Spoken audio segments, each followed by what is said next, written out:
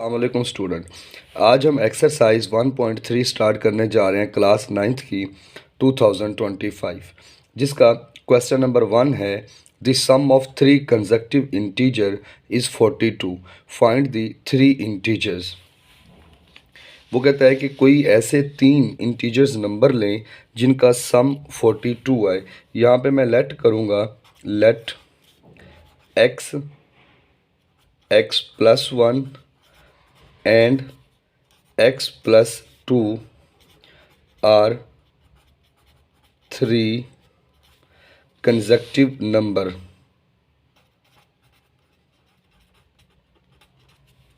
ये मैंने लेट कर लिया कि मेरे पास x प्लस 1 और x प्लस 2 जो हैं ये तीन कंसेक्टिव नंबर हैं।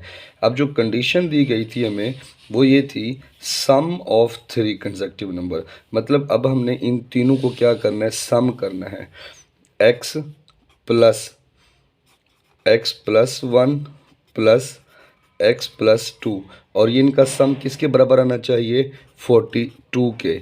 अब मैं यहाँ पे x प्लस ब्रैकेट ओपन करें, x plus 1 x plus 2 is equal to 42। अब काउंट करें x कितनी है, 1 2 3, ये आपके पास हो जाएगा 3x प्लस 1 और ये प्लस 2 तो ये भी हो जाएगा 3 इज इक्वल टू 42। अब 3x को इधर ही रहने दें, 42 माइनस 3, अब ये 3x is equal to 42 minus 3 39 हो जाएगा। अब आपके पास क्या आ जाएगा, x को इधर रहने दें, 39 को 3 पे डिवाइड कर दें, x इज इक्वल टू 3 1 दा 3 3 3 दा 9 तो 13 आ गया। एक x की वैल्यू आपके पास आ गई 13। अब आपने क्या करना है, इस x की वैल्यू जो आपने लेट किया हुआ था x और x प्लस 1 और x प्लस 2, इस x की वैल्यू लगा दें। जैसे मेरे पास x की वैल्यू आ गई 13 तो x प्लस 1 ये किसके बराबर हो जाएगा, x की जगह पे ये 13 लिखें और ये प्लस 1 14, फिर उसके बाद x प्लस 2 ये किसके बराबर आ जाएगा, फिर ये 15 के बराबर आ जाएगा। अगर आप इन तीनों नंबर को 13 को प्लस 14 को और प्लस 15 इन तीनों को ऐड करें तो आपके पास 42 ही आंसर आएगा। तो जो हमारे पास नंबर आए हैं वो कौन से आए हैं, तो इनको आप लिख सकते हैं कि as 13 14 and 15, 13 14 and 15 are three consecutive number.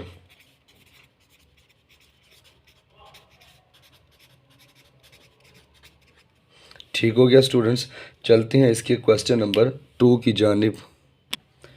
Ji student, question number 2 जो है आपके पास, the diagram show right angle triangle. आपको एक डायग्राम दे दी गई यहाँ पे जो राइट ट्राइंगल है, ए इसका जो है ना वो पॉइंट बी और सी, ये 90 के सामने आपके पास हमेशा क्या होता है, परपेंडिकुलर होता है, सॉरी हाइपोटेन्यूस होता है। ये परपेंडिकुलर और ये बेस है आपके पास। अब क्वेश्चन क्या है आपके पास, which the length of A C, आपको ए सी की लेंथ दे दी गई। The area of triangle A B C 1 plus under root 15 centimetre square. आपको उसका एरिया भी दे दिया गया और एक लेंथ आपको वो भी दे दी गई। अब वो कहते हैं find the A B length, जो आपके पास ये ए और बी वाली लेंथ है ना, ये आपने फाइंड आउट करनी है। अब सबसे पहले हम दोबारा एक दफ़ा डाटा लिख लेते हैं कि गिवन हमें क्या क्या है। लेंथ ए सी हमें गिवन है, वो है under root 3 plus under root 5 centimetre. उसके बाद हमें एरिया ऑफ ट्राइंगल भी गिवन है और वो हमारे पास है 1 plus under root 15 centimetre square. हमने फाइंड क्या करना है, length of B A B, हमने ये ए बी की लेंथ मालूम करनी है। तो सबसे पहले आपको जो चीज़ आनी चाहिए वो ये आनी चाहिए कि एरिया ऑफ ट्राइंगल का फार्मूला क्या होता है, वो हम लिखते हैं नेक्स्ट। जी स्टूडेंट, एरिया ऑफ ट्राइंगल का जो फार्मूला होता है, एरिया ऑफ ट्राइंगल वो होता है half A B multiply A सी। ठीक हो गया। अब जो जो वैल्यूज़ आपको गिवन है आपने वो पुट कर देनी है। एरिया ऑफ ट्राइंगल की वैल्यू आपको गिवन है, वो क्या है आपके पास 1 प्लस अंडर रूट 15। उसके बाद 1/2 वैसे, ए बी तो आपने फाइंड आउट करना है, ये एज इट इज़ रहेगा, मल्टीप्लाई ए सी की वैल्यू आपके पास है under root 3 plus under root 5। अब आपने करना क्या है स्टूडेंट, ये काम आपने, अब यहाँ पे ये दोनों आपस में क्या हो रहे हैं, मल्टीप्लाई हो रहे हैं, तो ये वाली वैल्यू इस साइड पे आके क्या हो जाएगी, डिवाइड हो जाएगी। ये देखिए 1 plus under root 15 divided by under root 3 plus under root 5। इस साइड पे मैं क्या करूँगा, ए बी को जब 1 से मल्टीप्लाई करूँगा तो ये AB/2 आ जाएगा। ये एज इट इज़ मैं रहने दूंगा, मैं इसको पहले सॉल्व कर लेता हूँ, बाद में 2 को उस साइड पे शिफ्ट कर लूँगा। अब देखिए इसको मैं ऐसे भी तो लिख सकता हूँ, AB/2 is equal to 1 plus under root 15 divided by under root 3 plus under root 5। यहाँ तक मैंने इसको सॉल्व कर लिया। अब नेक्स्ट आप जानते हैं, अब हमने क्वेश्चन के अंदर जो सॉल्यूशन है लास्ट पे हमने किस फॉर्म में लेके आना है वो मैं लास्ट पे ही आपको बताऊंगा, ताकि अभी आप कंफ्यूज ना हो जाएं। पहले हम इसको सॉल्व कर लेते हैं, लास्ट पे मैं फिर दोबारा क्वेश्चन की स्टेटमेंट पढ़ूंगा तो आपको बता दूंगा कि हमने इसको कैसे सॉल्व करना है। अच्छा, अब यहाँ पे आपने इसको आगे रैशनलाइज करना है। AB/2 वैसे रहने दें, 1 plus under root 15 over under root 3 plus under root 5, इसको आपने रैशनलाइज कर लेना है। Under root 3 minus under root 5 over under root 3 minus under root 5। अब आपने इसको मल्टीप्लाई करना है। अब मल्टीप्लाई करने के लिए ज़रा देख लें, पहले आप 1 को इस अंडर रूट 3 के साथ मल्टीप्लाई करेंगे, फिर इसी 1 को अंडर रूट 5 के साथ भी मल्टीप्लाई करेंगे, फिर आप 15 को इसके साथ करेंगे, फिर 15 को 5 के साथ करेंगे। पहले 1 को अंदर मल्टीप्लाई कर दें। अब 1 को जब मैंने अंडर रूट 3 के साथ मल्टीप्लाई किया तो मेरे पास क्या आया, अंडर रूट 3। फिर 1 को जब मैंने माइनस अंडर रूट 5 के साथ मल्टीप्लाई किया तो माइनस अंडर रूट 5 आ गया। अब ये प्लस, अब आप ये देखें यहाँ पे अंडर रूट 15 लिखा हुआ है ये वाला, ठीक है, यहाँ पे अंडर रूट 3 लिखा हुआ है। अब जब दोनों डिफरेंट वैल्यूज़ हों अंडर रूट के अंदर तो वो दोनों आपस में मल्टीप्लाई हो जाती हैं और एक ही अंडर रूट आ जाता है। लाइक ये आ जाएगा 15 मल्टीप्लाई 3। सेम ये प्लस और माइनस माइनस, अब ये अंडर रूट 15 है, ये अब अंडर रूट 5 है, तो अब सेम अगर दोनों के ऊपर अंडर रूट हो और दोनों के अंदर वैल्यूज़ डिफरेंट हों तो ये भी आपस में क्या हो जाती हैं, मल्टीप्लाई हो जाती हैं। 15 मल्टीप्लाई 5 हो जाएगा डिवाइडेड बाय, अब ये आपके पास under root 3 plus under root 5 ये चीज़ आ जाएगी, under root 3 minus under root 5 ये यहाँ पे ये चीज़ आ जाएगी। अब थोड़ा सा मज़ीद इसको सिंप्लीफाई करते हैं, ये under root 3 as it is minus under root 5 ये भी एज इट इज़, प्लस 15 को 3 से मल्टीप्लाई किया तो ये आ जाएगा 45, माइनस 15 को 5 से किया तो ये आ जाएगा 75 डिवाइडेड बाय, यहाँ पे एक फार्मूला बन रहा है आपके पास, वो कौन सा फार्मूला बन रहा है, ये आपके पास है ए, ये आपके पास है बी, A+B, ये आपके पास ए और ये आपके पास BA-B। तो यहाँ पे इसको क्लोज कर देंगे, अंडर रूट 3 होल का square minus under root 5 whole का स्क्वायर। यहाँ तक आई होप कि आपको समझ आ गई होगी। नेक्स्ट चलते हैं हम, अब 45 जी, यहाँ पे हम क्या करेंगे, इस 45 की पहले आप फैक्टराइजेशन करें, इस 45 की पहले आप बेटा क्या करेंगे, फैक्टराइजेशन। यहाँ पे बेटा 45 की आप क्या करेंगे, फैक्टराइजेशन करेंगे, सॉरी। अच्छा, ये 45 सबसे पहले आप इसको 3 पे डिवाइड करेंगे तो यहाँ पे आ जाएगा आपके पास 15, फिर 3 पे करेंगे 5, फिर 5 पे कर देंगे 1। उसके बाद 75 की आप फैक्टराइजेशन करेंगे, 75 की आपने फैक्टराइजेशन करनी है तो वो आपके पास क्या आ जाएगा, 75, यहाँ पे आप इसको 5 पे डिवाइड करेंगे 1 और ये आपके पास आ जाएगा 5, फिर 5 पे करेंगे 3, फिर 3 पे करेंगे 1।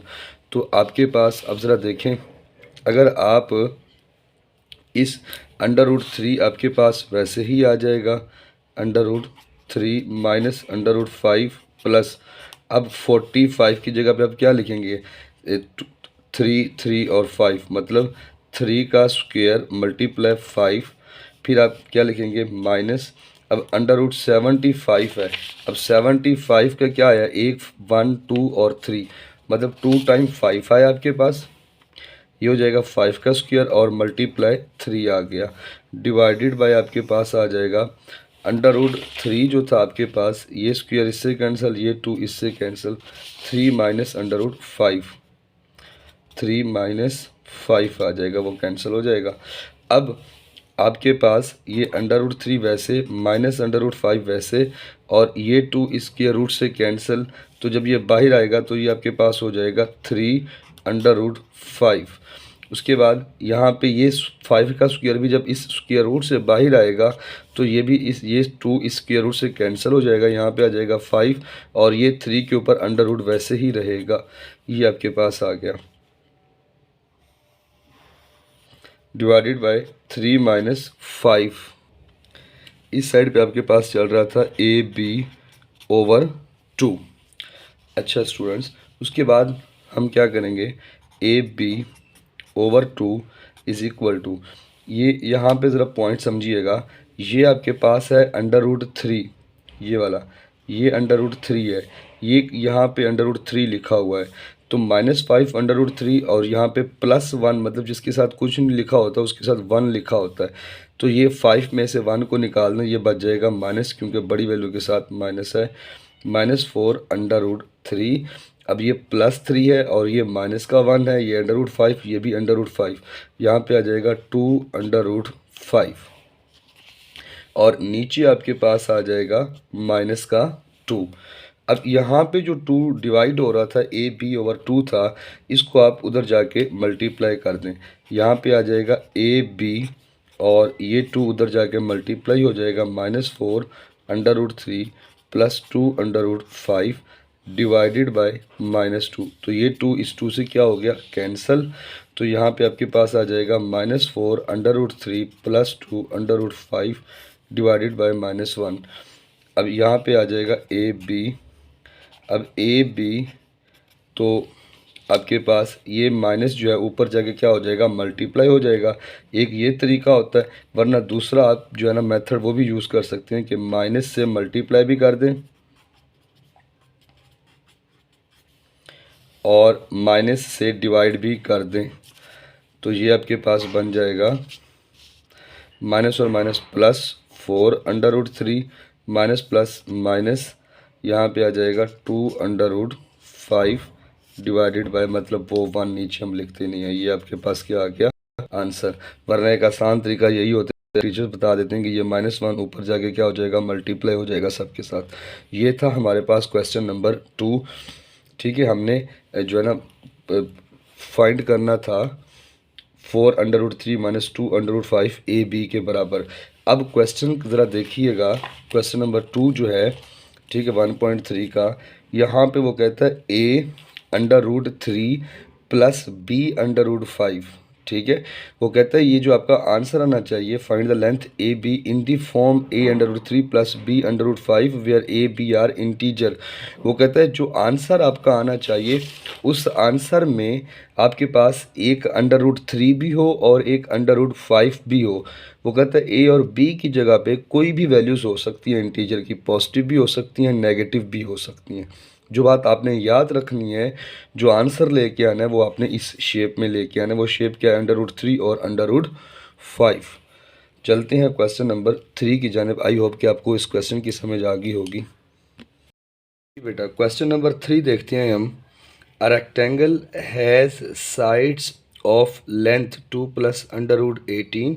एक आपके पास रेक्टेंगल है जिसकी एक साइड ये है एंड 5 - 4 ओवर √5, एक साइड दूसरी ये आपके पास है।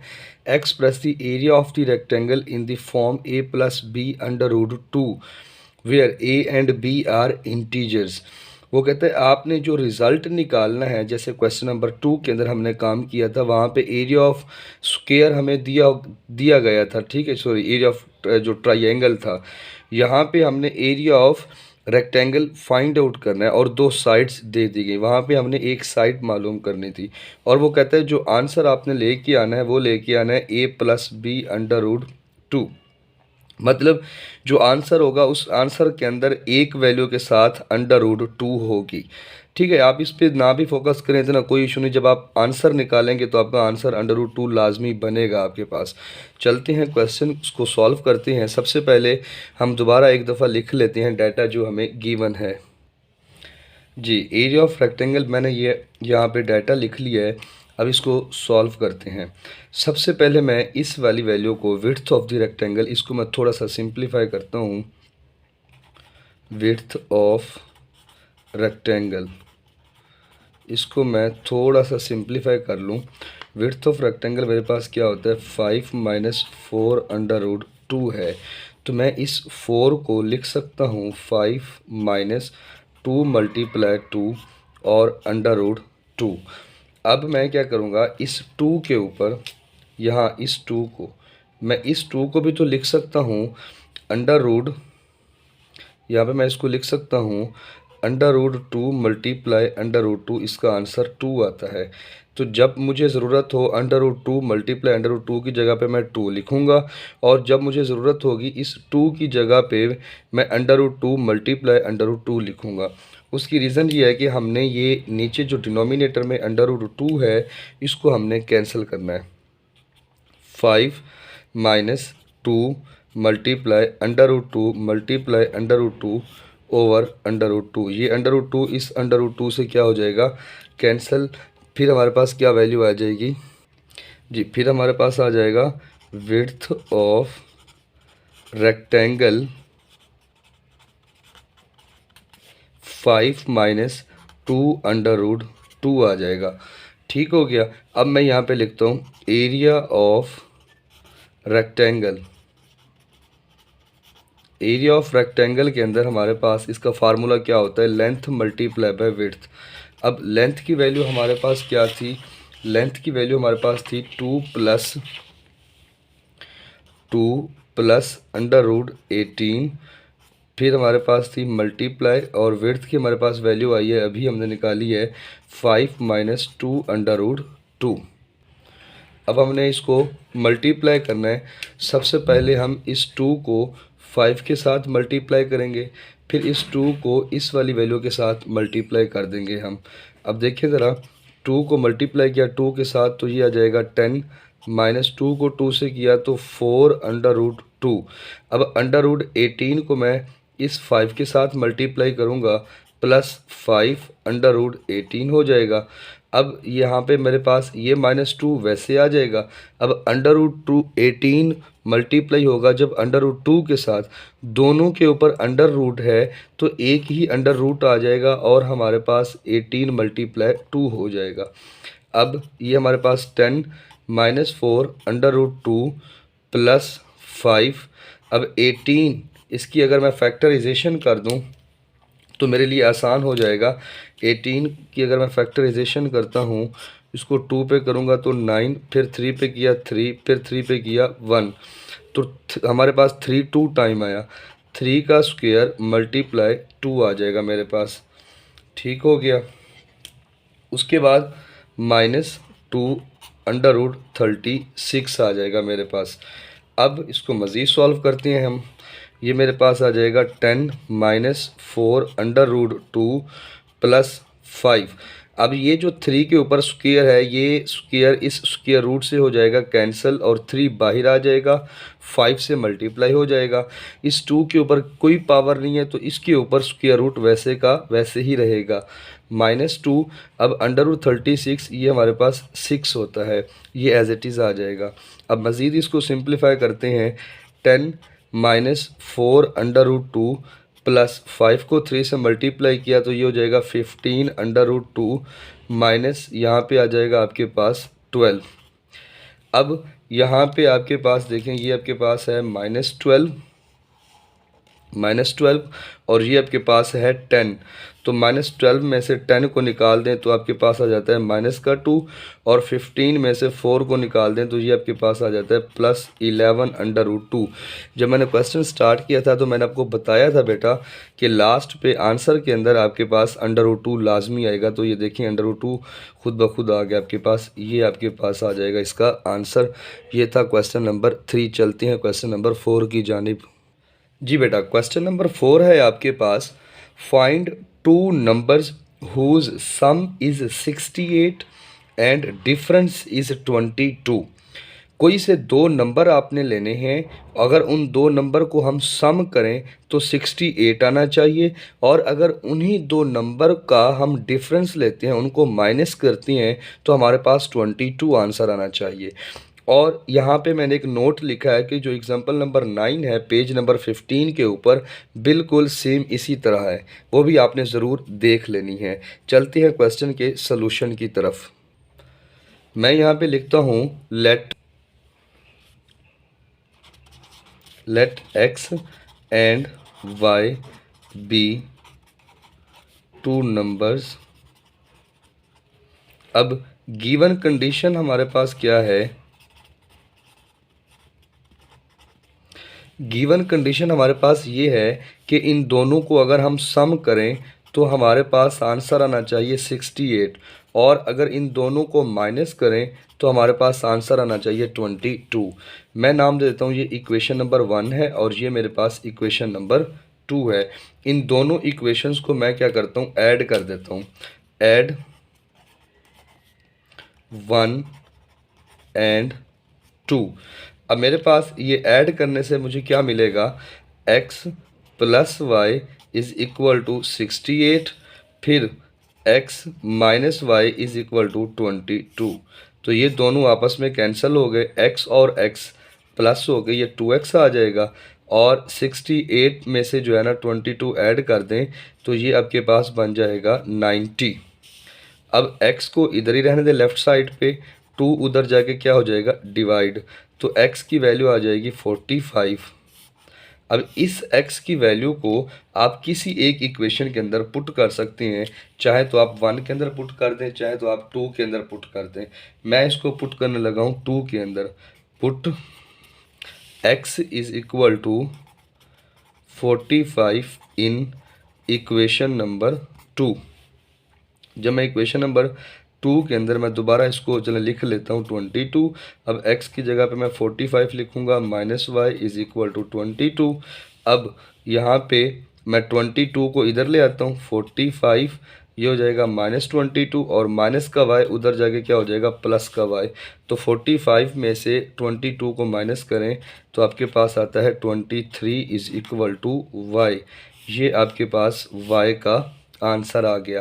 अगर आप इस x को और y को ऐड कर देते हैं तो आपके पास आ जाता है 23 और 68 आ जाता है आपके पास। इसको आप ऐसे भी लिख सकते हैं, अगर y और x को आप ऐड करें तो आपके पास क्या आता है 68, और अगर आप इसको माइनस कर दें तो आपके पास 22 आ जाता है। ये था क्वेश्चन नंबर 4। चलते हैं क्वेश्चन नंबर 5 की जानिब। जी स्टूडेंट, अब क्वेश्चन नंबर 5 जो है वो कहते थे, weather in Lahore was unusually warm during the summer of 2024। The TV news reported temperature as high as 48 Celsius.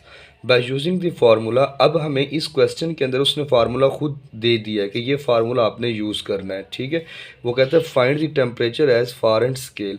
आपने टेम्परेचर को फाइंड आउट करना है किस स्केल के अंदर, फारेंट स्केल के अंदर। सबसे पहले मैं लिखूंगा कि गिवन क्या है हमें, temperature in degree centigrade centigrade 48 Celsius. उसके बाद फार्मूला आपको जो गिवन है क्वेश्चन के अंदर वही यूज़ करना है आप लोगों ने। फारेंट = 9/5 यहाँ पे सेल्सियस प्लस 32। अब ये हमें फार्मूला दिया गया रेडी क्वेश्चन के अंदर। अब हमने टेम्परेचर फाइंड आउट करना है टेम्परेचर इन फॉरेंट, तो ये हमारे पास क्या आ जाएगा, F is equal to 9/5 multiply 48 plus 32। अब इसको आपने क्या करना है बेटा, सबसे पहले फॉरेंट 9/5 को आप डिवाइड कर दें तो आपके पास कितना आ जाएगा, या 48 को आप बल्कि ऐसा करें 48 को 5 पे डिवाइड कर दें, ये हो जाएगा 9, यहाँ पे आपके पास आ जाएगा मल्टीप्लाई 9.6 फिर प्लस 32। मैंने क्या किया, मैंने 48 जो है ना यहाँ पे 5 पे डिवाइड कर दिया ताकि मेरे लिए ये आसान हो जाए। उसके बाद मेरे पास यहाँ पे आ जाएगा, यहाँ पे मेरे पास आ जाएगा बेटा 9 और 9.6 को जब मल्टीप्लाई करूँगा तो मेरे पास आ जाएगा 86.4, उसके बाद प्लस 32। अब मैं जब इनको ऐड करूँगा तो 118.4 फॉरेंट, ये मेरे पास क्या आ जाएगा, इसका आंसर आ जाएगा। चलते हैं क्वेश्चन नंबर 6 की जानिब। क्वेश्चन नंबर 6 के अंदर बेटा आपके पास क्या है कि the sum of the ages of the father and son is 72, कि फादर की एज को और सन की एज को अगर आप सम करें तो वो बराबर आता है 72 के। ठीक है, 72 ईयर 6 ईयर अगो, 6 साल पहले the father age was 2 times the age of the son. वो कहता है 6 साल पहले जो फादर की जो एज थी वो बेटे से क्या थी, 2 टाइम्स ज़्यादा थी। What was son age 6 year ago, 6 साल पहले उस टाइम जो है ना वो सन की, बेटे की एज कितनी थी, ये चीज़ हमने फाइंड आउट करनी है। सबसे पहले मैं यहाँ पे लिखूँगा लेट करेंगे हम कि हमारे पास जो फादर एज है वो x है, फादर एज जो है वो हमारे पास x है, तो हमारे पास जो सन की एज होगी वो क्या हो जाएगी, फिर वो किसके बराबर आ जाएगी, y के। मैंने लेट कर लिया कि फादर एज x है, सन एज जो है ना वो y है, तो यहाँ पे मैं लिखूँगा 6 ईयर अगो, 6 साल पहले, 6 ईयर अगो, 6 ईयर अगो के अंदर फादर की जो एज थी, फादर एज, हमने फादर एज को क्या लेट किया हुआ है, x, तो 6 ईयर अगो मतलब x माइनस 6 आ जाएगा। फिर हम सन की एज को भी इसी तरह कर देंगे, सन एज वो क्या हो जाएगा, वो भी आपके पास y माइनस 6 हो जाएगा। अब जो हमें कंडीशन दी गई है बेटा वो हमारे पास क्या है, बाय कंडीशन हम लिखेंगे यहाँ पे, कंडीशन के अंदर हम यहाँ पे फादर एज यहाँ पे लिख देंगे, फादर एज वो क्या थी, वो 2 टाइम्स ज़्यादा थी किसकी, 2 टाइम्स सन एज के। ठीक हो गया। अब यहाँ पे मैं जो ऊपर मैंने वैल्यूज़ लिखी हैं वो वैल्यू पुट कर देता हूँ यहाँ पे आ जाएगा x minus 6 is equal to 2y minus 6। अब मैं क्या यहाँ पे क्या करूँगा, x minus 6 as it is 2y minus 12। अब यहाँ पे मैं एक वेरिएबल जो है वो सेपरेट कर लेता हूँ, लाइक मैं x को ही सेपरेट कर लेता हूँ। ठीक हो गया। अब ज़रा देखते हैं, यहाँ पे आ जाएगा आपके पास x माइनस 2y और यहाँ पे आ जाएगा माइनस 12 प्लस 6, तो यहाँ पे आपके पास आ जाएगा x minus 2y is equal to minus का 6। यहाँ पे हमारे पास था x plus y is equal to 72, जो दोनों एज का सम था, फादर एज और सन एज जो थी हमारे पास वो 72 के बराबर थी। हमने इसको नाम दिया था इक्वेशन नंबर 1 का दे रहे हैं। और जो लास्ट पे हमारे पास अब इक्वेशन आई है इसको मैं नाम दे रहा हूँ इक्वेशन नंबर 2 का। यहाँ पे मैं क्या करूँगा, सब्ट्रैक्टिंग कर दूँगा बेटा, सब्ट्रैक्टिंग। यहाँ पे मैं लिखूँगा subtracting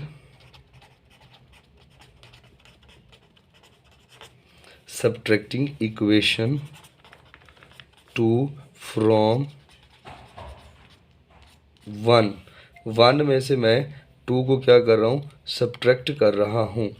x plus y is equal to 72, फिर एक्स प्लस यहाँ पे -2y था और इज़ इक्वल टू ये किसके बराबर था हमारे पास, -6 के बराबर था। अब साइन चेंज कर दूंगा, माइनस है तो प्लस, माइनस है तो प्लस, ये आपस में कैंसिल हो गए। प्लस और प्लस यहाँ पे आ जाएगा 3y और यहाँ पे आपके पास आ जाएगा 78। y इधर रहने दें, 78/3। तो अब मैं यहाँ पे इसको डिवाइड करूँगा तो ये मेरे पास आ जाएगा 26। ये जो y जो था हमारे पास, ये किसकी एज थी हमारे पास, y की सन की एज थी। अब इस y को आप दोबारा पुट कर दें किसी एक इक्वेशन के अंदर। मैं यहाँ पे इसको पुट कर रहा हूँ, put in equation number, put y is equal to 26 in equation number 1। तो यहाँ पे x plus 26 is equal to 72, x is equal to 72 minus 26। तो यहाँ पे x की वैल्यू आ जाएगी 46। ठीक हो गया। तो अब आपके पास 6 ईयर अगो हम सन एज फाइंड आउट करना चाहते हैं, तो हम यहाँ पे लिखेंगे 6 ईयर अगो। अब यहाँ पे दोबारा हम वैल्यूज पुट कर रहे हैं, y minus 6 is equal to, मतलब y की हमने हमारे पास वैल्यू क्या थी, 26 माइनस 6। तो ये हमारे पास आ जाएगी 20 ईयर। ये थी हमारे पास किसकी वैसे एज थी, ये y माइनस 6। ये हमने उस टाइम बात की थी सन की एज के बारे में, सन एज। उसके बाद हम लिखेंगे फादर एज। फादर एज को हमने क्या लेट किया था, x माइनस 6। तो ये हमारे पास आ जाएगी 46 माइनस 6। तो ये हमारे पास आ जाएगी 40 ईयर। देखें सन की एज से जो फादर की एज है वो 2 टाइम्स ज़्यादा है, मतलब सन की अगर 20 है तो फादर की कितनी है, 40 है। ठीक है, एक दफ़ा हम दोबारा क्वेश्चन को रिव्यू कर लेते हैं। आई थिंक कुछ बच्चों को कन्फ्यूजन हुई होगी, हम दोबारा इसको गो थ्रू कर लेते हैं। सबसे पहले हम दोबारा इसको समझते हैं क्वेश्चन को। वो कहता है the sum of the ages of the father and son is 72। Father की एज को और सन की एज को अगर आप प्लस करें तो आंसर आना चाहिए 72। फिर वो कहता है 6 ईयर अगो, 6 साल पहले, the father age was 2 time the age of the son, कि जो फादर की एज थी वो बेटे से 2 गुना ज़्यादा थी। What was son age 6 year ago, 6 साल पहले बेटे की फिर क्या उम्र होगी, क्या एज होगी। सबसे पहले हमने लेट किया कि हमने फादर की एज को जो है ना वो नाम दे दिया x का, और सन की एज को हमने नाम दे दिया y का। यहाँ पे हमने कंडीशन लगा दी जो हमें दी गई थी कि अगर दोनों की एज को सम करो तो हमारे पास कितना आना चाहिए, 72। हमने इसको बना दिया इक्वेशन नंबर 1। अब 6 ईयर अगो हमने हेडिंग दी 6 ईयर, 6 साल पहले। फादर एज मतलब जितनी एक्स थी उसमें से हमने 6 साल माइनस कर दिए। फिर सन एज हमने उसको नाम दिया था वाई का, उसमें से भी हमने क्या कर दिए, 6 साल माइनस कर दिए। अब बाय कंडीशन हमें क्या कंडीशन थी गिवन, जो मेन कंडीशन थी कि फ़ादर की जो एज है वो 2 टाइम्स सन की एज से ज़्यादा है। अब फादर एज हमने लिखा था x माइनस 6 और सन एज हमने लिखा था y माइनस 6। अब x माइनस 6 वैसे 2 को अंदर मल्टीप्लाई किया, 2y माइनस 12 आ गया। फिर मैं x और y को एक साइड पे कर दिया मैंने, और जो कांस्टेंट थे उसको मैंने एक साइड पे कर दिया। x minus 2y equal to minus 6 आ गया। मैंने इसको नाम दे दिया इक्वेशन नंबर 2 का। अब फिर मैंने क्या किया, बाय सब्ट्रैक्टिंग किया मैंने, इक्वेशन नंबर 2 को मैंने सब्ट्रैक्ट कर दिया इक्वेशन नंबर 1 में से। x plus y is equal to 72, x minus 2y is equal to minus 6। Sign change किए तो आपके पास आ जाएगा 3y इज इक्वल टू 78। अब y is equal to 78/3, y is equal to 26। Put y is equal to 26 in equation number 1। मेरे पास जो value आई मैंने उसको इक्वेशन नंबर 1 के अंदर पुट कर दिया। क्यों पुट कर दिया, ताकि मेरे पास x की भी वैल्यू आ जाए। तो x की वैल्यू मेरे पास आ जाएगी 46। अब जो स्टार्ट पे हमने लेट नहीं किया था 6 ईयर अगो, जो हमने कंडीशन लगाई थी, माइनस किया था 6 को, सन एज थी y माइनस 6, तो 26 माइनस 6 किया तो हमारे पास 20 ईयर आ गई। फादर एज जो थी हमारे पास x माइनस 6 किया तो हमारे पास 46 माइनस 6, x की हमने वैल्यू लगा दी 46, यहाँ पे भी y की वैल्यू लगाई 26। तो हमारे पास सन की एज आ गई 20 और फादर की आ गई 40। ये था हमारा क्वेश्चन। आई होप कि आपको समझ आ चुका होगा। चलते हैं क्वेश्चन नंबर 7 की जानिब। क्वेश्चन नंबर 7 के अंदर वो कहता है कि Meera bought a toy for ₹1500 and sold for ₹1520। What is profit percentage. ठीक है। अच्छा, अब सबसे पहले आपने यहाँ पे लिखना है कॉस्ट प्राइस। बेसिकली वो कहता है मीरा ने जो है ना 1500 का 1500 रुपये का एक खिलौना ख़रीदा और फिर उसने 1520 रुपये का बेच दिया। फिर वो कहता है उसकी प्रॉफिट परसेंटेज मालूम करें कि उसको कितना प्रॉफिट हुआ है। तो कॉस्ट प्राइस जो थी उसकी 1500 थी और उसकी जो सेल प्राइस है 1520 रुपीज़। ठीक हो गया। अब अगर मुझे सिर्फ इसका प्रॉफिट फ़िलहाल फाइंड आउट करना है। प्रॉफिट प्रॉफिट होता है आपके पास S P minus C P. मतलब एस पी का मतलब होता है सेल प्राइस और सी पी का मतलब होता है कॉस्ट प्राइस। अब एस पी कितना है 1520 माइनस और से इसकी कॉस्ट प्राइस कितना है सी पी 1500। तो मेरे पास आ जाएगा 20 रुपीज़। जो उसको प्रॉफिट हुआ है वो कितना हुआ है 20 रुपीज़ का हुआ है प्रॉफिट। अब मुझे क्या फाइंड आउट करना था प्रॉफिट परसेंटेज। तो मैं यहाँ पे लिखूँगा प्रॉफिट परसेंटेज। प्रॉफिट परसेंटेज का पहले मैं फार्मूला लिख लेता हूँ। क्या होता है प्रॉफिट ऊपर आता है और नीचे आता है S P cost price multiply by 100%। अब प्रॉफिट मुझे कितना हुआ 20 और सीपी मेरे पास कितना था 1500 मल्टीप्लाई 100%। तो 0000 से कैंसिल। तो यहाँ पे आ जाएगा 20/15। तो 20/15 को जब मैंने डिवाइड किया तो मेरे पास जो आंसर बना वो बना 1.33%। ये मेरे पास क्या आ जाएगा इसका आंसर आ जाएगा। चलते हैं बेटा हम क्वेश्चन नंबर 8 की जानिब।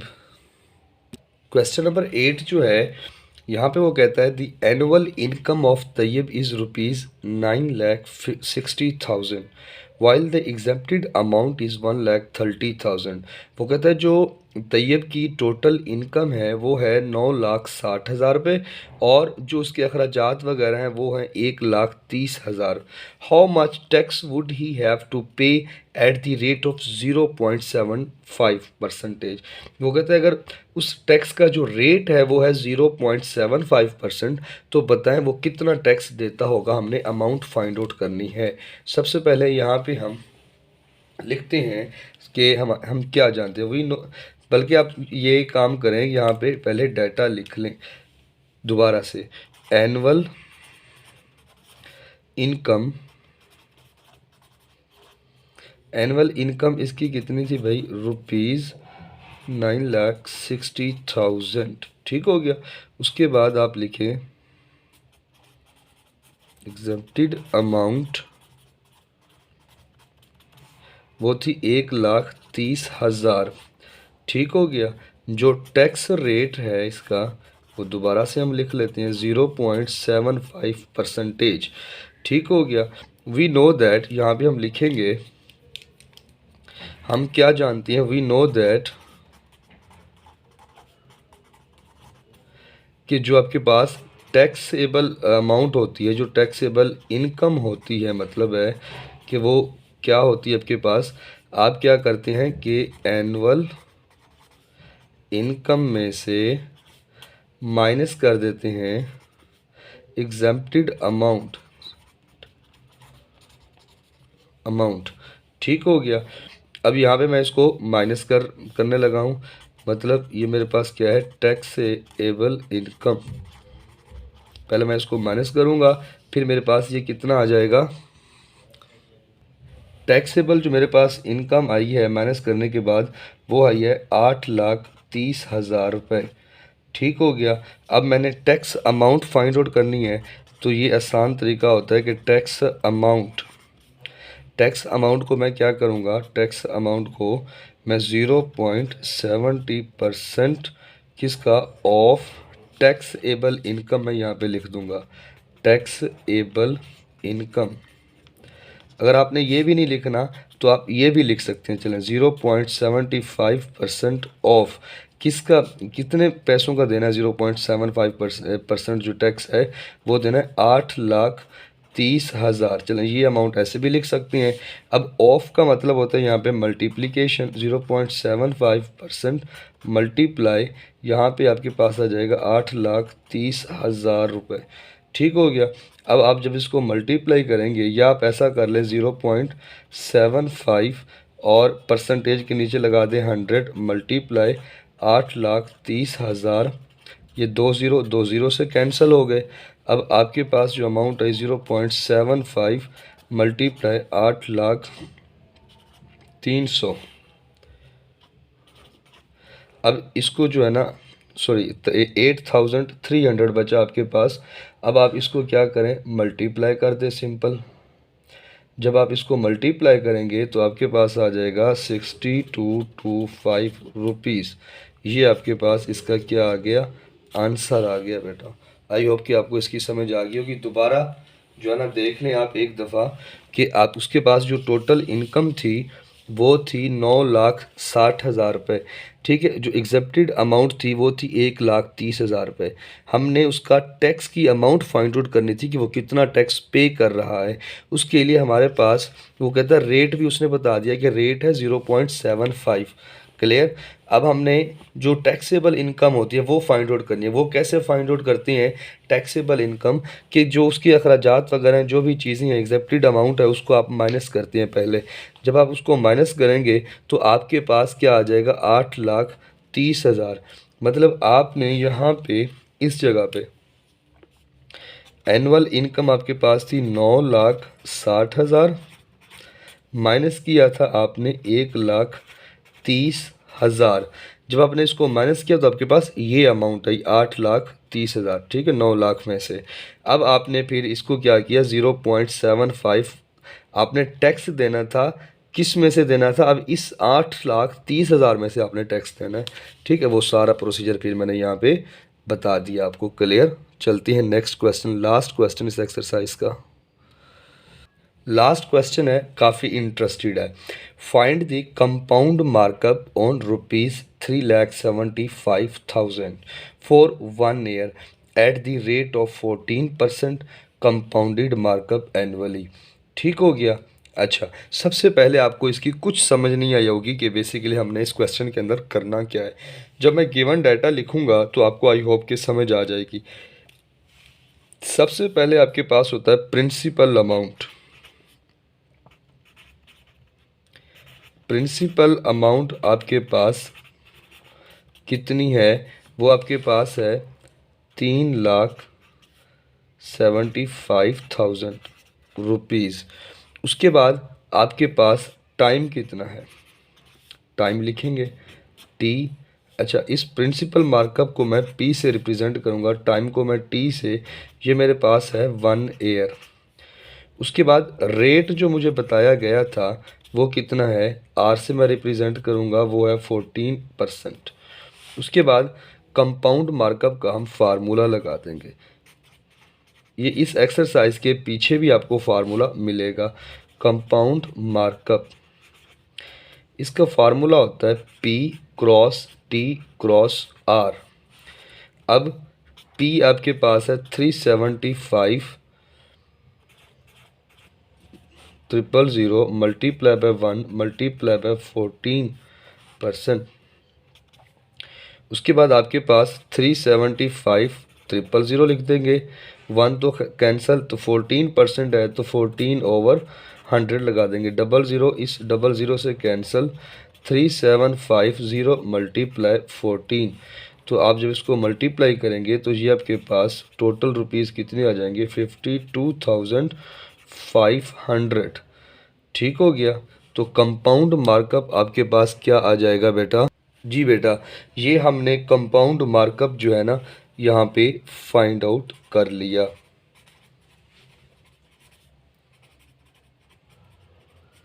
ये हमने कंपाउंड मार्कअप किसका हमने फाइंड आउट किया है, ये हमने प्रिंसिपल अमाउंट 3,75,000 5000 हमें दिया गया था, उसके ऊपर हमने कंपाउंड मार्कअप फाइंड आउट किया। कंपाउंड मार्कअप मार्कअप कहते हैं आप बेसिकली टैक्स को, जिसे आप टैक्स कह सकते हैं, सूद कह सकते हैं, ये इस तरह की लैंग्वेज के अंदर ये यूज़ किया जाता है।